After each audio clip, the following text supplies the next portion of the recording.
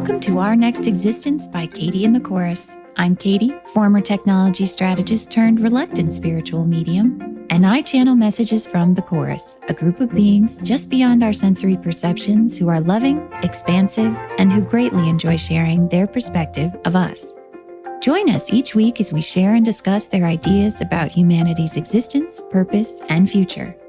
Concepts you can draw from to accelerate your path, expand your perceptions, and ultimately step into the flow of the universe and your life.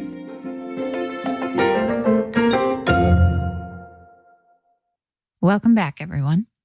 Since last week's episode on guilt, I have found that it is much easier to receive things and to not receive things.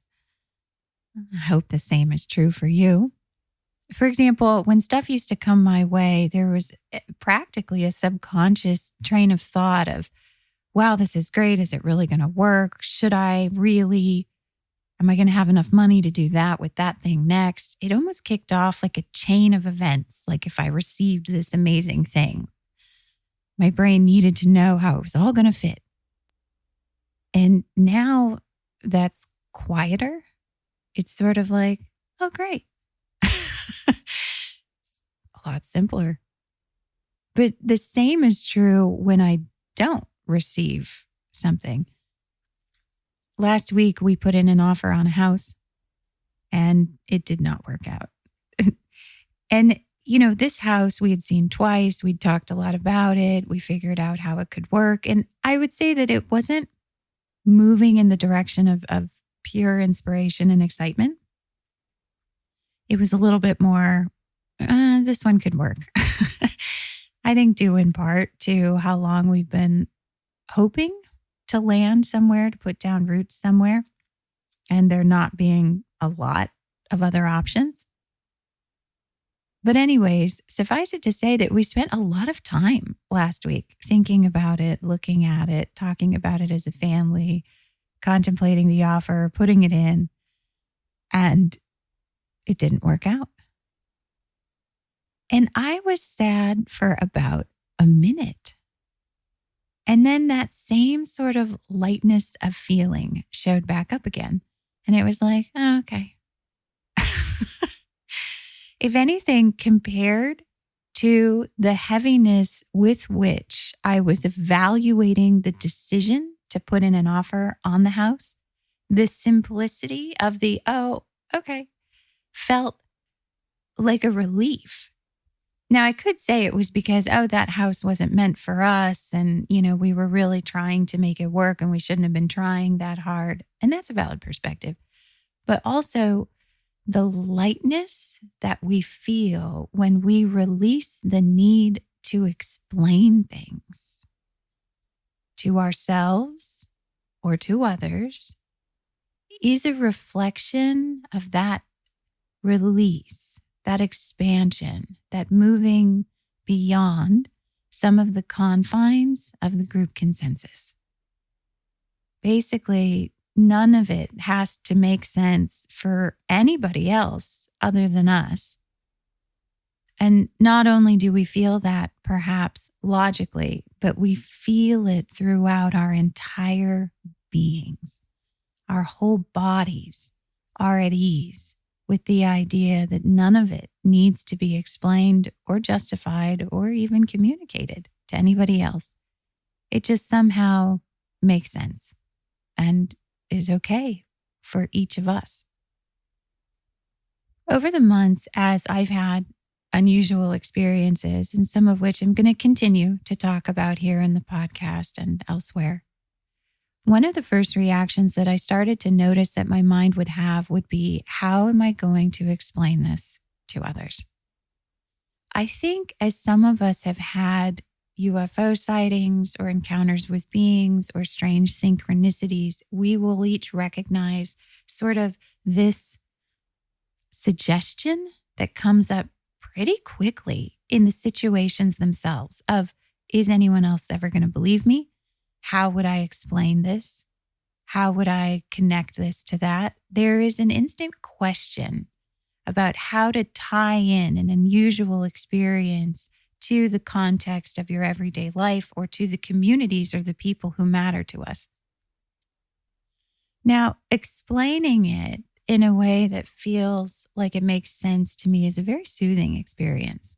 So I'm not saying there's anything wrong with the desire or with the inspiration to explain it to others. I'm simply pointing out the proximity in time between an unusual experience and the demand to be able to explain it to others, and perhaps even a fear that we might not be able to. Earlier this morning, I was walking on the beach, and I've taken a few walks on the beach since the hurricane, but it was only actually yesterday that I put my feet back in the water. And it felt like getting back on a horse after you'd been kicked off of it. For those who have ridden horses, you know that one of the things they say when you get bucked off a horse is to get right back on. Because the longer you allow time to pass from that frightening experience, the harder it gets to climb back on a horse, because the fear in some ways grows over that incident and getting bucked off again. So I didn't know I was intentionally avoiding the water since the hurricane until yesterday. The chorus pointed out something in a very loving way, and they said, well, it would be easier if you got in the water. And I realized in that moment, by way of their suggestion, that I had been avoiding it.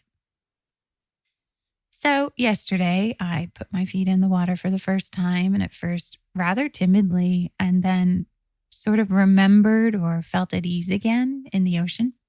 So this morning, I get up and I don't even look at my tennis shoes. I'm just ready for a barefoot walk on the beach.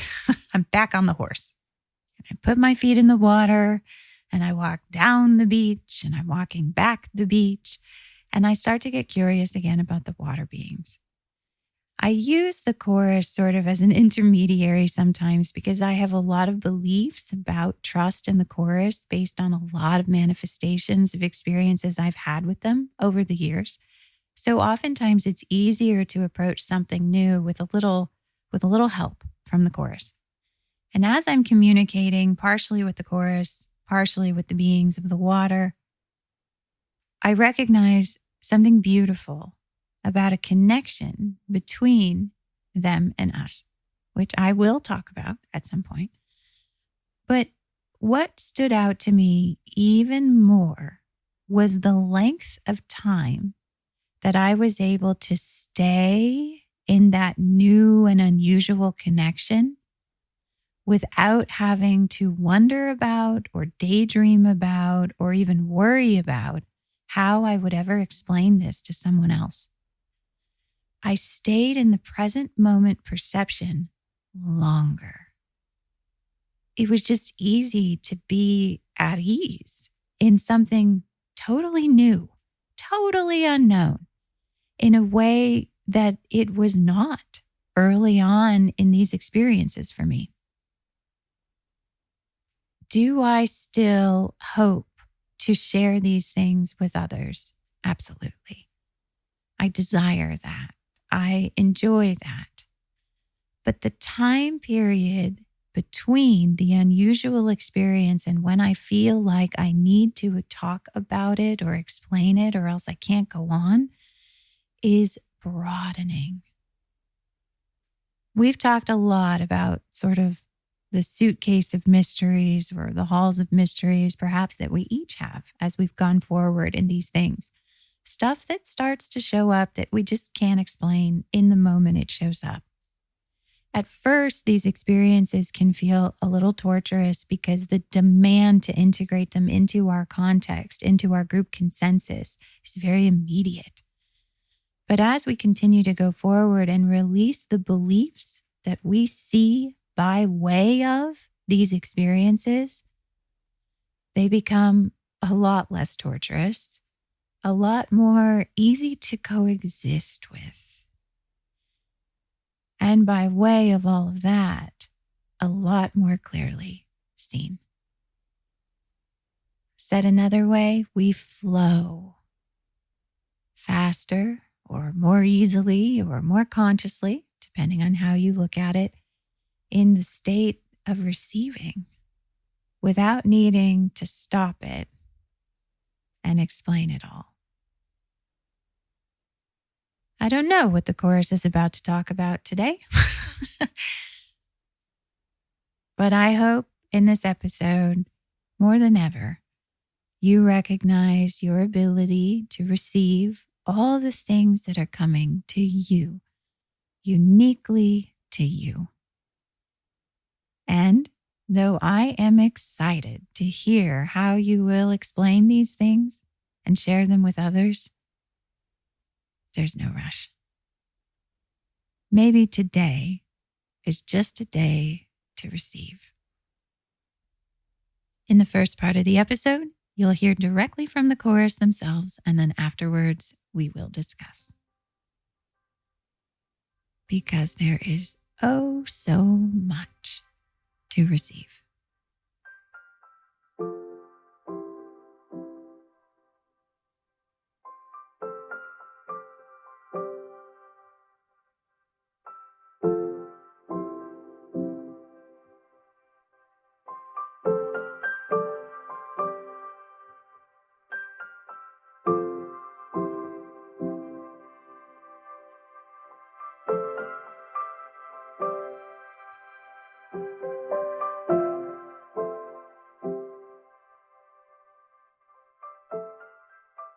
Dearest blessed ones of this earth, of this reality, of this time and day,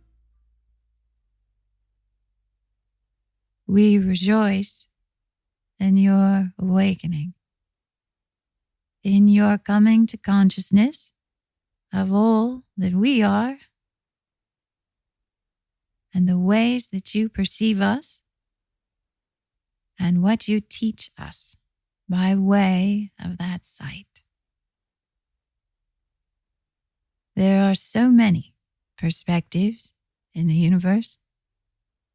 There are so many ways to exist. There are so many interesting beliefs and existences beyond belief. And all of these things create quite a playground. In the beginning of humanity's existence here, you did not have many beliefs as of yet, save a few, created the basis for your experience of finiteness and insufficiency, that things were not infinite, perhaps any longer, that you could not infinitely restore yourselves or the environments in which you lived, that there were cases of loss. As time passed, you experienced this idea in more nuanced ways, or you could say in more acute ways. The regenerative ways in which you existed dwindled. You came to need things in order to ensure your existences.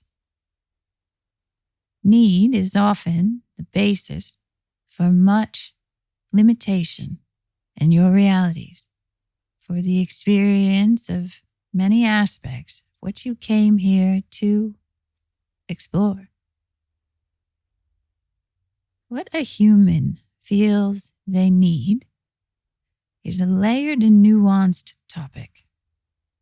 It is not always as simple as you consciously understand. By way of our perspective, at least, we see many energetic threads contributing to the concept of needing.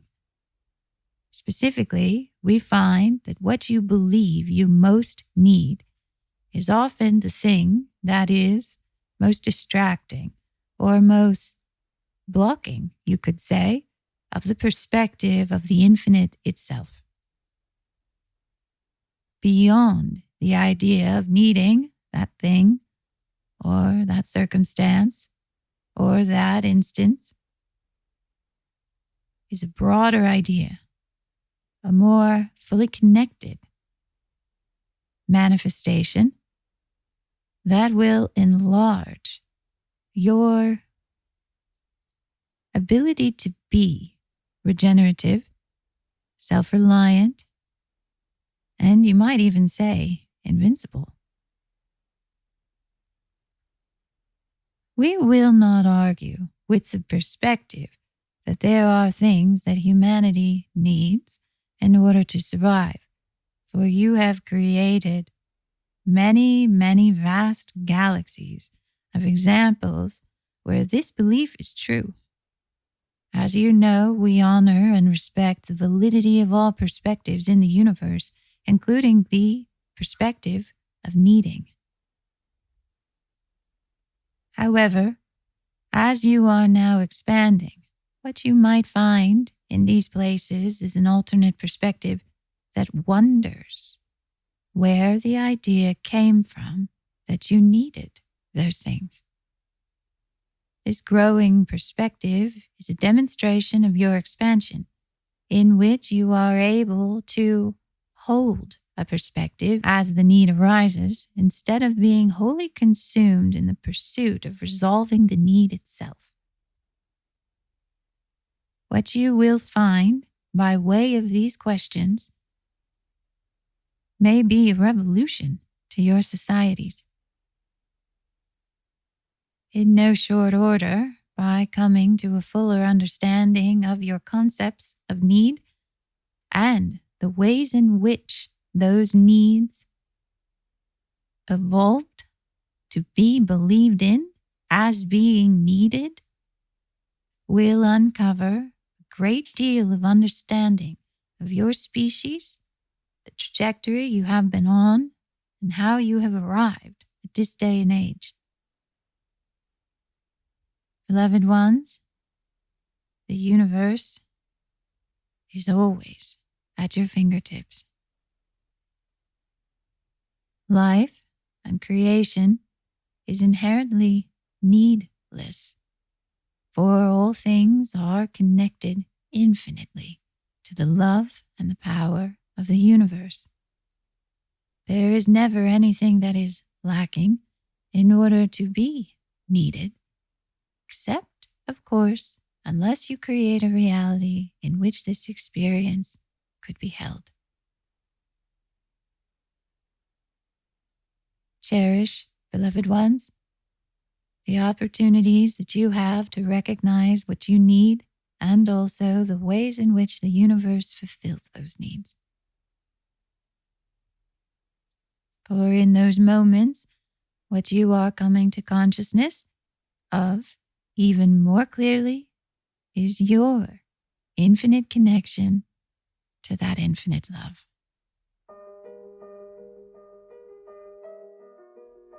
Just as we love you infinitely.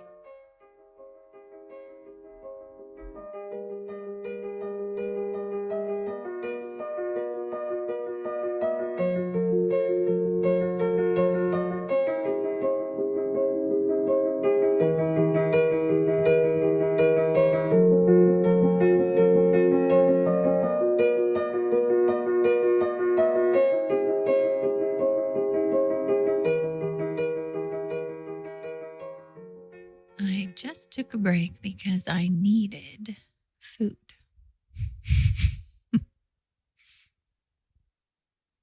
I think we learn at an early age that needs go much further than wants. You can say, Mom, I need that new action figure. I need it. And most parents or guardians will respond, you don't need that action figure. You want that action figure. In fact, the needs wants conversation can get pretty specific, where you say, Mom, I need lunch money. I need money for lunch. And the parent or guardian could reply, what do you need it for?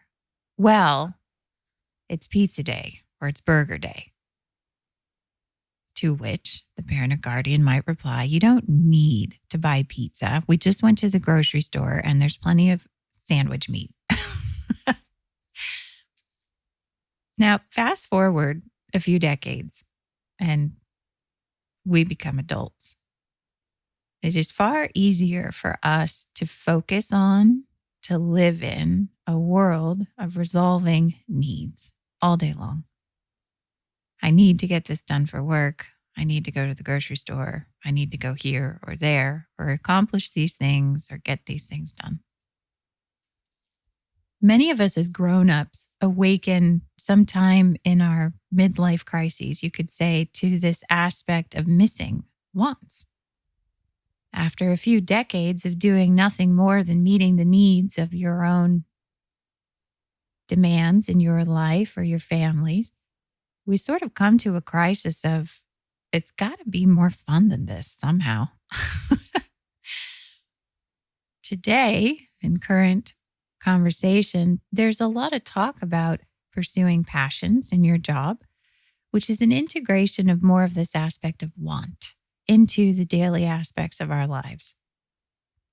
Mental health professionals will also emphasize the importance of having these enjoyable activities as part of daily or weekly life, ensuring that as parents you have hobbies or things you enjoy, in addition to the demands put upon us by work and also by family. For those of us who have been very successful at identifying needs and meeting them, it can be quite an interesting experience to return to the idea of wants and realize that we may not actually know what we want.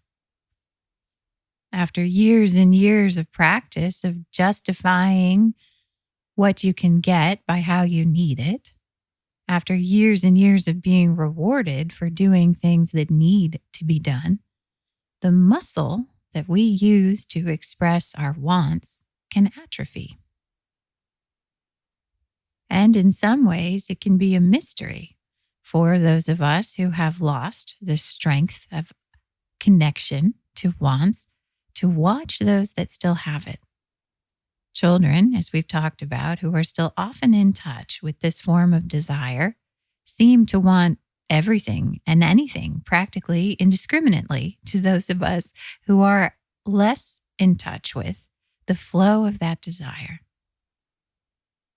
Children seem to have a voracious appetite for everything that they see and come into contact with, wanting all the things and all the experiences practically all the time. And though we would like to have at times a strength of desire like that, the need musculature that we have all built over time has a hard time reconciling with all the logistics and planning and budget and time that would be required to even begin to contemplate meeting a stream of desires that strong. We can relate in some ways to what the Course is talking about today with regard to needs. We can understand, particularly when we look at teachings like the law of attraction, about how every time we emphasize what it is that we need, we are energizing it. We are creating more of it. The more I say, I really need to find a house for my family, the more I am, you could say, energizing the aspect that I don't have it yet. As Esther Hicks would say, or as Abraham Esther Hicks would say, what I am resonating with the universe at that juncture is still don't have a house, still don't have a house, still don't have a house in the needing to find it, as opposed to have a house I love, have a house I love, have a house I love, which they suggest you can practice the resonance of by perhaps spending time visualizing or appreciating, or maybe not even worrying about the house at all. This can be maddening for many of us as we approach the law of attraction teachings in the early days, because try as we might to stay positive about something or to visualize it or to just trust that the universe will bring it when the time is right. No matter how hard we invest in these sorts of strategies, somehow we are still brought around to the fact that we still need a house. As we've talked about in prior episodes, this would be the action of our belief system complex. the resonance that we have with aspects of limitation that we are expanding from, in which we are constantly contributing, you could say, to the idea of finiteness and insufficiency broadly, one translation of which is to need. And if you've got a nice, juicy, big old need in your life right now, you can understand how the actions of the belief system complex will continually highlight for you how that thing is still needed. This is not to say that we don't have conscious control or choice in this process. That is possible, and we are resonating in that direction. But the point is that simply at this juncture, by becoming conscious of this aspect of us, we are bringing these beliefs into the light. And in doing so, we are forging new pathways and new choices. It is a worthwhile experience to consciously manifest, visualize, appreciate, and choose. And it is a worthwhile experience to recognize how sometimes those beliefs about needing still come up. By oscillating between all of these places as we consciously expand, we are connecting beliefs, working around beliefs, and building new ones. You could consider it kind of a phase of this process, not necessarily a judgment about how well it's going. But as usual, the chorus today is pointing to something much larger. Though it relates to our current and growing understandings of needs versus wants and the relationship between lack and our desires, they are actually suggesting the broader origins of these things and how they have trickled down, you could say, into present day experience. Ultimately, they're pointing at our origins. And they say, hey, look, you came from an infinite place where anything you ever wanted was always created in that instant, and you never even had a concept that it could be otherwise. From that place, you somehow wandered over into this area of creation in which you encountered an idea called finiteness, in which things did not necessarily go on forever, and things did not necessarily bounce back instantly no matter what happened to them. It was in this place that we resonated with these energies and began to create manifestations or experiences of them by way of our choice to resonate there. The energy of the universe flows through us and through our resonance and creates. As we talked about earlier in this season, one of our first experiences, you could say, depending on how you look at time and lines, was the experience of destruction. So, if you could think of an epitome of finiteness, it would be to be able to destroy without recompense, without being able to fix it or put it back the way it was or grow it back or get it back in some way. It's over, it's done, it's gone, it's lost. According to a certain membership of the chorus, as we have discussed, this was the kickoff point to our disconnection. In the perception of destruction, in the creation of it, what we did was create a view of the universe in which we did not see all of it. There are frequencies where that stuff would have grown back. There are frequencies where that stuff was still infinite. Ours was a choice of perspective in which it could not be viewed that way through the lens of that belief.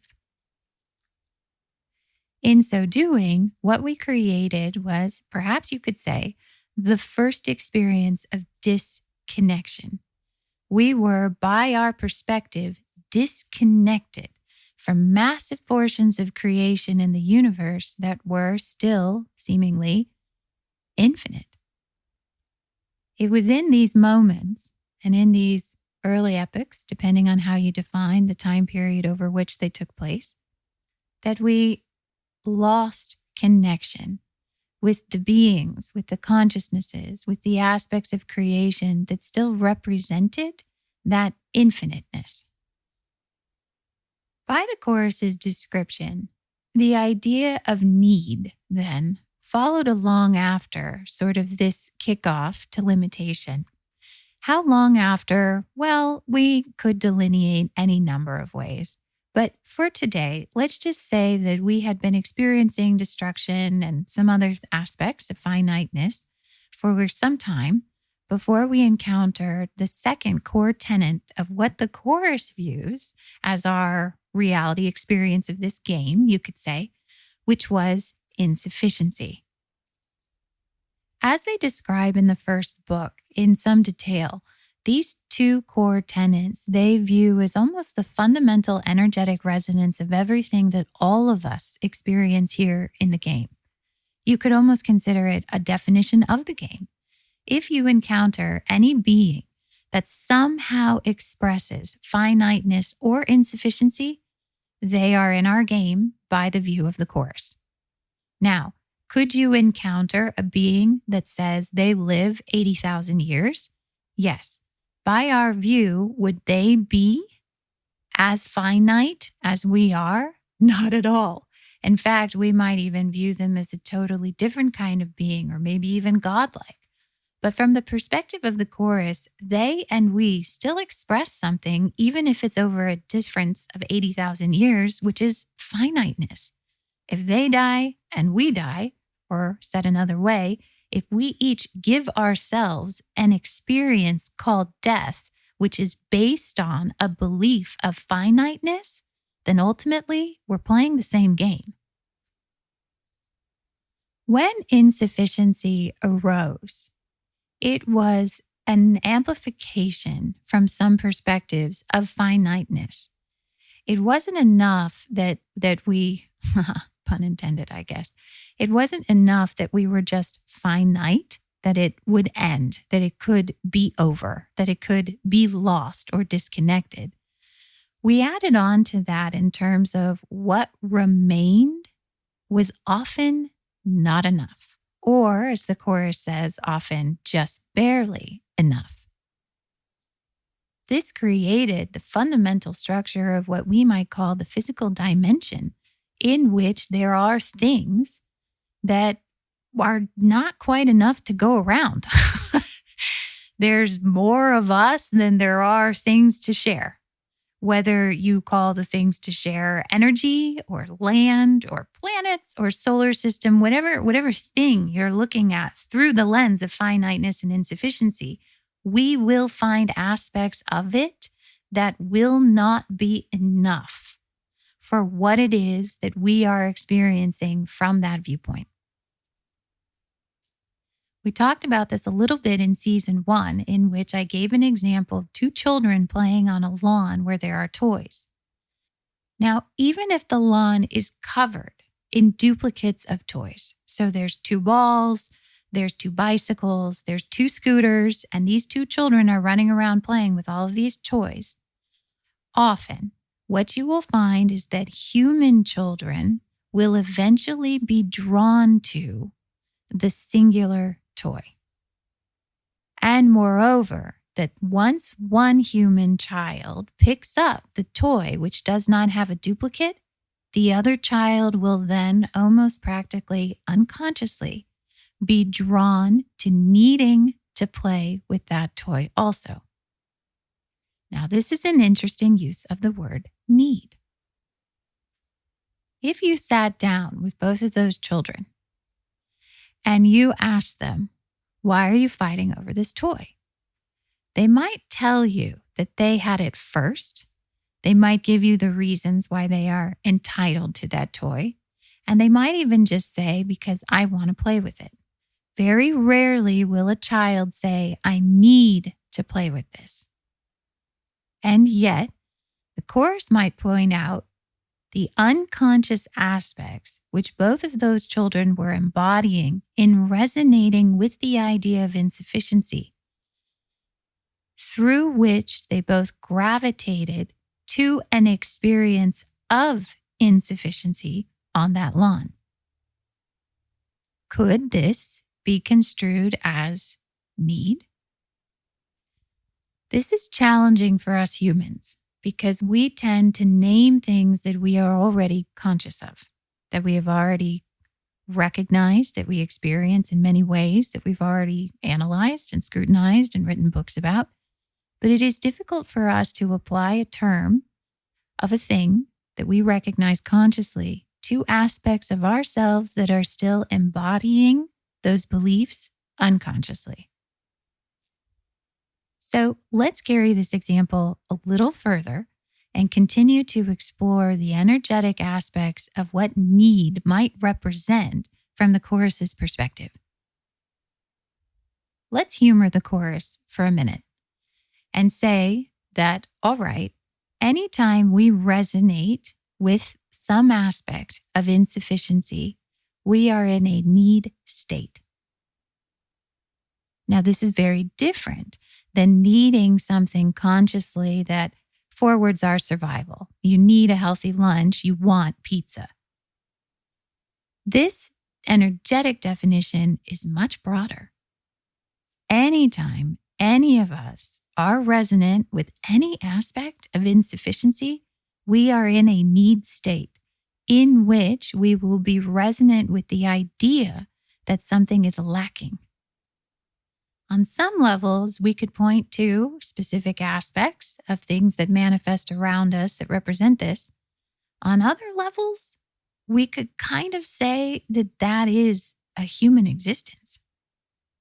We are needing practically as soon as we are born or conceived, depending on how you look at it.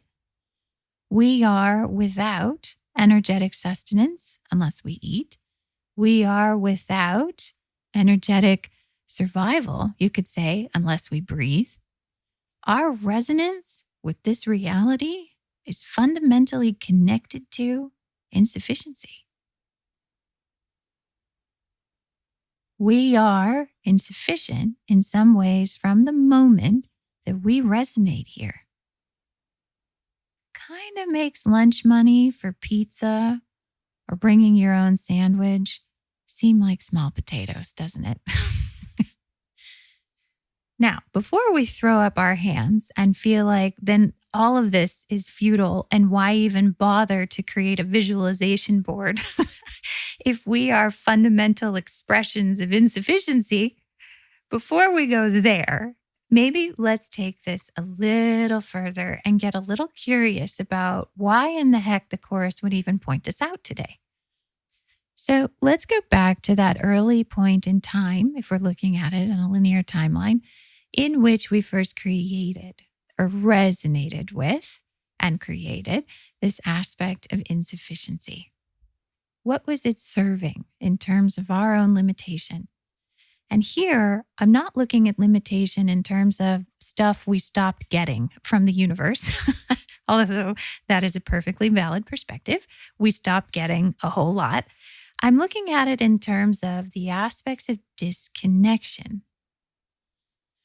If you could look at the beginning of finiteness as a disconnection from the aspects of the universe that still represented infiniteness, what did we disconnect ourselves from when we started to resonate with insufficiency? Well, it's already a smaller subset because now at that juncture, we were pretty much only connected with other beings that also believed in some aspect of finiteness or represented it in some way. And so we shrunk our subset even more. We moved away from abundance. Now here, this might be a little confusing for us because when we envision abundance, it would be easy to meld that into an idea of infiniteness, that it's not finite because it's abundant by its very own definition. There's just a lot of it. But from an energetic perspective, you could see how abundance doesn't just necessarily mean a lot in a broad sense, although it could, Abundance means that there's enough of it. Maybe it doesn't go on forever, but there's enough to go around in the moment that it's needed. These are two perfectly valid ways of looking at abundance. Abundance that is infinite and abundance that is also sufficient.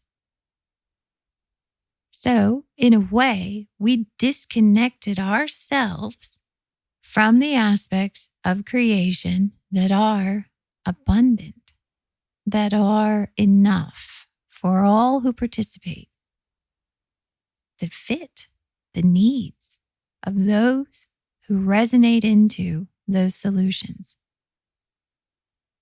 In moving away from sufficiency, abundance that is sufficient, we created need.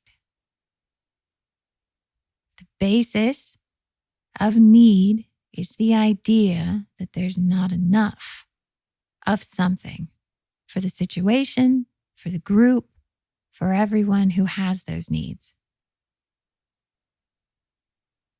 And this colossal construct was the beginning of all arguments, of all battles, of all wars, of all struggles. To get our portions of the things that were inherently not enough. In season 1 of the podcast, we looked at some aspects of this insufficiency in terms of the basis for our concept of war. But the Course is pointing out something slightly more expansive than that this time. You could look at all sorts of 5 senses manifestations and tell me what we need as a collective. If I asked you, if I said, what does humanity need today?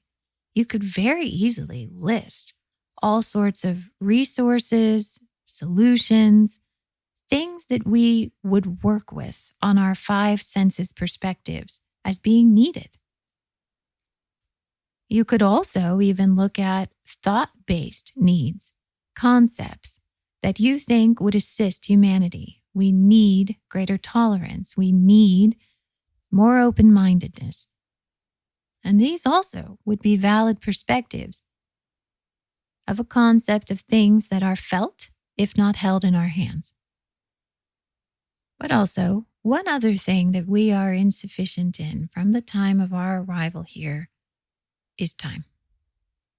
From the moment of our birth, there is in our realities a ticking clock that continues to progress through the course of our lifetimes, which is reflected in the aspects of deterioration that we experience here. We are constantly in need of more time. The Course suggested today that if we can get curious about some of these needs, if we can wonder where that came from and why, behind it, we might find an aspect of our expansion that may revolutionize our societies. Out of all the constructs we've created, out of all the things that we've experienced needing, why do we need more time? Why is that the thing that we embody? Well, if I sit here and I say, I need a house, I need a house, I need a house, and quite successfully energize my experience of needing a house, and experience actually many things through the months of this need,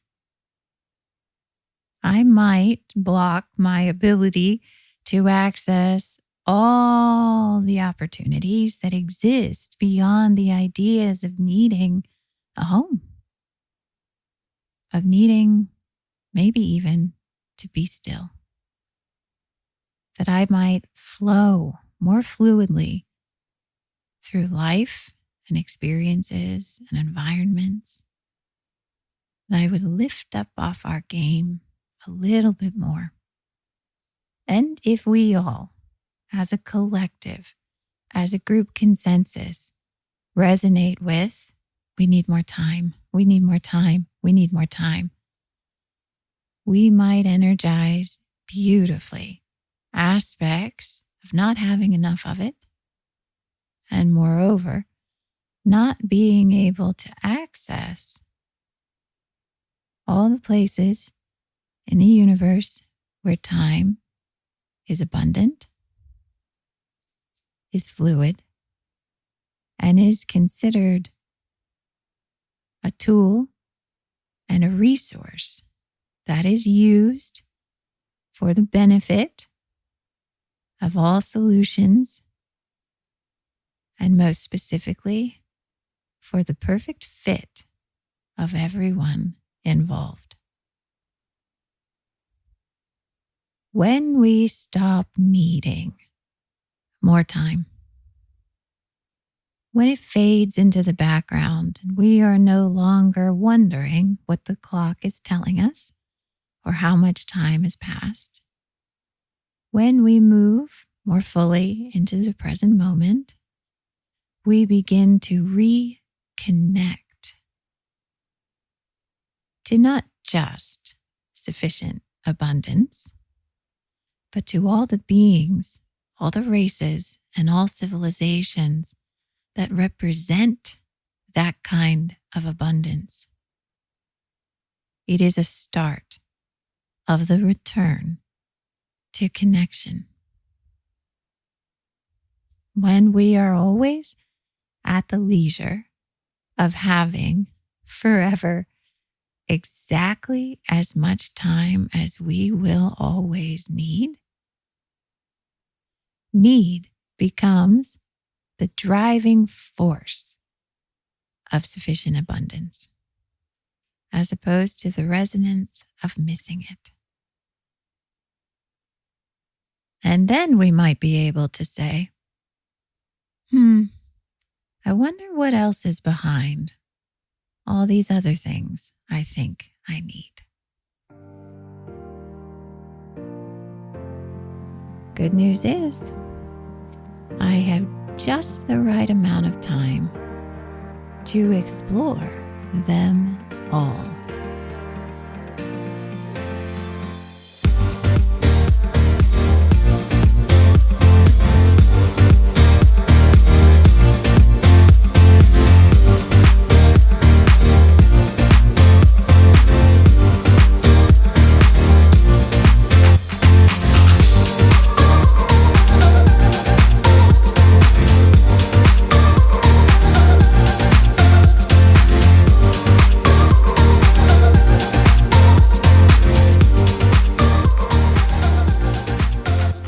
Thanks so much for listening. We hope you found these messages to be helpful. May they accelerate you on your path wherever you'd like it to go.